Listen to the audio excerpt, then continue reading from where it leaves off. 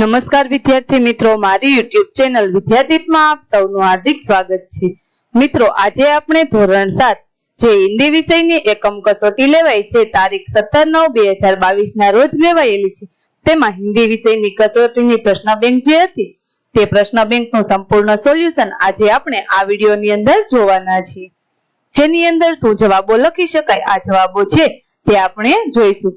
વિદ્યાર્થી મિત્રો, જો તમે મારી ચેનલમાં નવા હોય તો મારી ચેનલને જરૂરથી સબસ્ક્રાઇબ કરો, લાઈક કરો, શેર કરો અને બેલ નોટિફિકેશન આઇકોન ઓન કરો, જેથી મારા આગળના તમામ વિડીયો આપને સરળતાથી મળતા રહે। તો ચાલો વિદ્યાર્થી મિત્રો શરૂ કરીએ। પ્રશ્ન બેંક ધોરણ 7 વિષય છે હિન્દી। તેમાં પહેલો પ્રશ્ન છે, નિમ્નલિખિત प्रश्नों के उत्तर दीजिए। किन्हीं 5 कोई पण 5 ना जवाब તમારે આપવાના છે। पहलो प्रश्न है, गुब्बारे हवा में क्यों उड़ते हैं? जवाब, क्योंकि उनमें गैस भरी हुई है। बीजो प्रश्न, ट्यूब में हवा कब और क्यों भरी जाती है? तेनो जवाब आवशे, ट्यूब में हवा कम या बिल्कुल नहीं रहती, तब उसमें हवा भरी जाती है। टायर कड़ा होने पर ही साइकिल ठीक से चलती है। त्यार पछी त्रीजो प्रश्न है, सब्जी बेचने वाली स्त्री को क्या कहते हैं? तो तेमा जवाब आवशे, सब्जी बेचने वाली स्त्री को कुंजड़ीन कहते हैं। चौथो प्रश्न, टायर के अलावा और कौन कौन सी चीजें हैं जो फट सकती है? जवाब, गुब्बारा, फुटबॉल, बास्केटबॉल, तकिया, मून वाटर आदि फट सकती है। पांचवा प्रश्न, रबर से बनी हुई चीजों के नाम बताइए। गेंद, तरह तरह के टायर, रबर, रबर बैंड आदि। छठो प्रश्न, साइकिल, स्कूटर आदि की ट्यूब में हवा क्यों भरी जाती है? तो तेमा जवाब आवशे, ट्यूब में हवा भरने से टायर कड़ा बनता है। टायर कड़ा होने पर ही साइकिल, स्कूटर ठीक से चलता है। त्यार पछी सातमो प्रश्न है, सृष्टि की रचना करने वाले को क्या कहते हैं? तो तेमा आवशे जवाब, सर्जनहार कहते हैं। आठवां प्रश्न में जवाब आवशे, चिड़िया चहचहाती है, कलियां खिलने लगती है, फूलों की खुशबू चारों ओर फैल जाती है। नवमो प्रश्न है, मैदानों और बागों में हरियाली कब लहराती है? तो तेमा जवाब आवशे, वर्षा ऋतु में लहराती है। 10वां जवाब आवशे, बारिश का दृश्य देखकर हम खुश हो जाते हैं, हमें अच्छा लगता है। त्यार पछी 11मो प्रश्न है, तुम ईश्वर को क्यों याद करते हो? तो तेमा जवाब आवशे, इतनी अच्छी सृष्टि प्रकृति बनाई है, इसलिए ईश्वर को याद करते हैं। 12मो प्रश्न, वफादार का मतलब क्या होता है? तो तेमा जवाब आवशे, वफादार का मतलब स्वाभिभक्ति, नमक हलाली।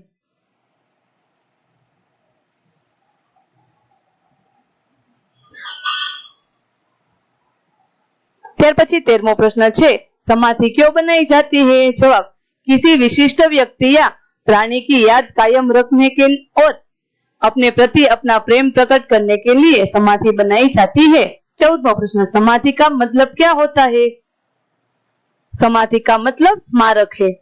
15वां प्रश्न, सेठ ने कुत्ते को क्यों मुक्त कर दिया? जवाब, कुत्ते ने सेठ का चुराया हुआ सामान वापस दिलाया। कुत्ते की वफादारी पर मुग्ध होकर सेठ जी ने उसे मुक्त कर दिया। 16वां प्रश्न, कुत्ते को वफादार प्राणी क्यों कहा जाता है? जवाब, कुत्ता अपने मालिक के घर का भरोसामंद चौकीदार है। 17वां प्रश्न में जवाब आवशे, मनुष्य सोच समझकर निर्णय ले सकता है, इस प्रकार अलग है। 18वां प्रश्न है, फूल सबको अच्छे क्यों लगते हैं? तो तेमा जवाब आवशे,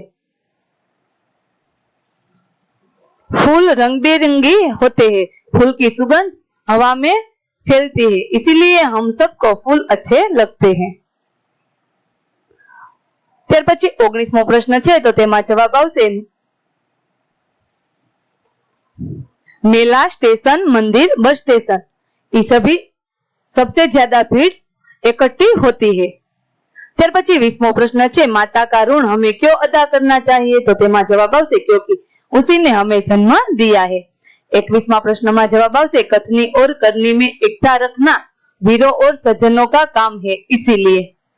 22वां प्रश्न है, तेमा जवाब आवशे, धर्म, रंग, रूप, भाषा, वेश में विविधताएं मिलती है, इसीलिए बावजूद यहाँ के लोग एक है। त्यार पछी 23वां प्रश्न है, तेमा जवाब आवशे, गंगा, यमुना, ब्रह्मपुत्र, कृष्णा और कावेरी। 24वां प्रश्न, नदियों से हमें क्या सीखना चाहिए? तो तेमा जवाब आवशे, जैसे नदियां अलग अलग होकर भी एक हो जाती है, उसी तरह हमें अलग अलग होने पर भी एक होकर रहना चाहिए। 25वां प्रश्न, हमारे देश की क्या विशेषता है? हमारे देश में भिन्न भिन्न रंग रूप और पहनाने वाले एवं अलग अलग भाषाएं बोलने वाले लोग रहते हैं, इसीलिए बावजूद यहाँ के लोग एक है। ત્યાર પછી પ્રશ્ન નંબર 3 છે તેનો એ મુહાવરે કા અર્થ દેकर વાક્ય પ્રયોગ कीजिए। કોઈ પણ 3 લખવાના છે। પેલું છે 9 2 11 होना, तो તેનો અર્થ છે ભાગ જાના। વાક્ય पुलिस के आने के पहले ही अपराधी 9 2 11 हो गए। બીજું છે फूट फूट कर रोना, तो તેનો અર્થ છે बहुत अधिक रोना। वाक्य बच्चों गिरने पर फूट फूट कर रोने लगा।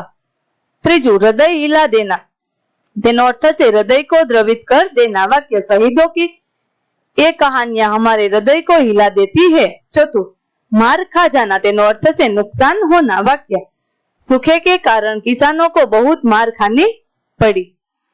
हक्का बक्का रह जाना, तो तेनो अर्थ से चकित होना।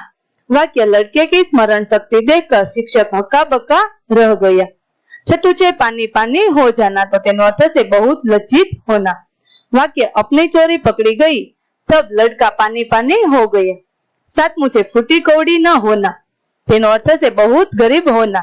वाक्य लड़का कपड़े कैसे लेता, उसके पास तो फूटी कौड़ी भी नहीं थी। ત્યાર પછી 8મું છે कोई चारा न होना, अर्थ कोई उपाय न होना। वाक्य फर्ज लेने के सिवाय गुप्ता जी के लिए और कोई चारा नहीं था। 9मुं गुणों की खान होना, अर्थ बहुत गुणवान होना। वाक्य आप तो सचमुच गुणों की खान है। ત્યાર પછી 10મું आव देखा न ताव, तेनो अर्थ से बिना सोचे समझे काम करना। वाक्य सेठ जी ने आव देखा न ताव और गरीब किसान पर गोली चला दी। 11मुं छे हिलमिल चलना, तो तेनो अर्थ से सबको साथ लेकर चलना। वाक्य हिलमिल कर चलने से हमारे देश की प्रगति अच्छी होगी। 12मुं लोहा भस्म हो जाना, तेनो अर्थ से कठिन चीज का नाश होना। वाक्य जब आग में लोहा भी भस्म हो जाता है तो यह लकड़ी क्यों नहीं हो सकती। 13मुं छे अकल का अंधा, तो तेनो अर्थ से मूर्ख होना। वाक्य वह लड़का तो अकल का अंधा है। ત્યાર પછી 14મું છે आंखें खोल देना, तो तेनो अर्थ से ज्ञान होना। वाक्य ठोकर खाने से महेश की आंखें खुल गई। ત્યાર પછી પ્રશ્ન નંબર 3 છે કહાવત का अर्थ स्पष्ट कीजिए किसी एक। પ્રશ્ન 3 નો બી તેનો પેલું છે પેલી કહાવત છે अब पछताए क्या होगा जब चिड़िया चुग गई खेत, तो तेनो अर्थ से समय निकल जाने पर पछतावा करने से कोई लाभ नहीं होता। बीजू जैसी करनी वैसी भरनी, तेनो अर्थ से कर्मों के अनुसार फल मिलना। ત્રીજું છે काला अक्षर भैंस बराबर, तो तेनो अर्थ से बिल्कुल अनपढ़। चौथुं सांच को आंच नहीं, तो तेनो अर्थ से सच्चे व्यक्ति को कोई भाई नहीं होता। 5मुं आम के आम गुठलियों को दाम, तो तेनो अर्थ से दोहरा लाभ होना। ત્યાર પછી પ્રશ્ન નંબર 4 છે સંજ્ઞા के प्रकार बताइए किन्हीं 5, तो પેલું છે તો તેમાં વ્યક્તિવાચક થશે। બીજું છે લીટી કરેલો શબ્દ છે નદી, તો તે જાતિવાચક થશે। ત્રીજું ભાવવાચક, ચોથું જાતિવાચક થશે। 5મું દ્રવ્યવાચક, 6થું વ્યક્તિવાચક, 7મું સમૂહવાચક, 8 જાતિવાચક, 9 भाववाचक, 10 द्रव्यवाचक, 11 जातिवाचक, 12 भाववाचक, 13मुं छे ते व्यक्तिवाचक, 14 भाववाचक, 15मुं जातिवाचक, 16मुं व्यक्तिवाचक, 17मुं समूहवाचक, 18मुं जातिवाचक, 19मुं जातिवाचक, 20मुं भाववाचक, 21मुं जातिवाचक, 22मुं वाक्य व्यक्तिवाचक, 23मुं व्यक्तिवाचक, 24મું જાતિવાચક, 25મું સમૂહવાચક અને 26મું ભાવવાચક। ત્યાર પછી પ્રશ્ન નંબર 5 છે કાવ્ય પંક્તિ કા ભાવાર્થ बताइए। અહીં કાવ્ય પંક્તિ આપેલી છે તો તેનો આપણે ભાવાર્થ જોઈએ। પહેલી કાવ્ય પંક્તિ છે તેનો ભાવાર્થ જોઈએ। वर्षा ऋतु में छम छम कर वर्षा की बूंदे गिरती है, चम चम कर बिजली चमकती है, जब मैदानों वनों और बागों में हरियाली लहराने लगती है, यह सब देखकर सृष्टि की रचना करने वाला प्रभु मुझे तुम्हारी याद आ जाती है। ત્યાર પછી બીજી કાવ્ય પંક્તિ છે તેનો આપણે ભાવાર્થ જોઈએ। चिड़िया भोर में जल्दी उठकर उस तरह चहचहाने लगती है जैसे वे खुशी के कुछ गीत गा रही है। कलियां भी अपने दरवाजे खोल खोल कर दुनिया पर मुस्काने लगती है। खुशबू की लहरें फूलों में से निकल निकल कर चारों ओर फेंकने लगती है। इस सृष्टि के रचने वाले है प्रभु, यह सब देखकर मुझे तुम्हारी याद आ जाती है।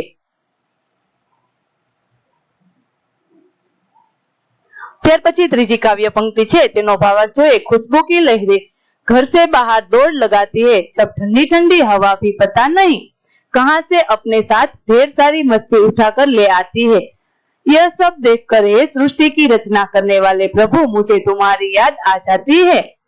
ત્યાર પછી ચોથી કાવ્ય પંક્તિ છે તેનો ભાવાર્થ જોઈએ।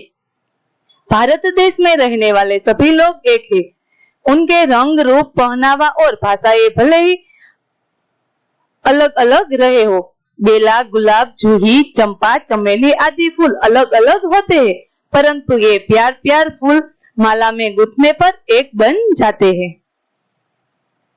ત્યાર પછી પાંચમી કાવ્ય પંક્તિ છે તેનો ભાવાર્થ જોઈએ। गंगा, यमुना, ब्रह्मपुत्र, कृष्णा और कावेरी अलग अलग नदियां है, मगर सागर में मिलकर वे एक हो जाती है। धर्म अनेक है, पर उनका सार तत्व एक ही है।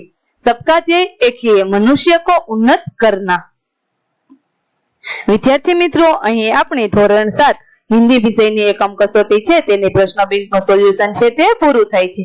આગળની એકમ કસોટીનું સોલ્યુશન મેળવવા માટે પણ મારી ચેનલને જરૂરથી સબસ્ક્રાઇબ કરો। વિદ્યાર્થી મિત્રો, ફરી મળીશું નવી કસોટી સાથે, ત્યાં સુધી આવજો।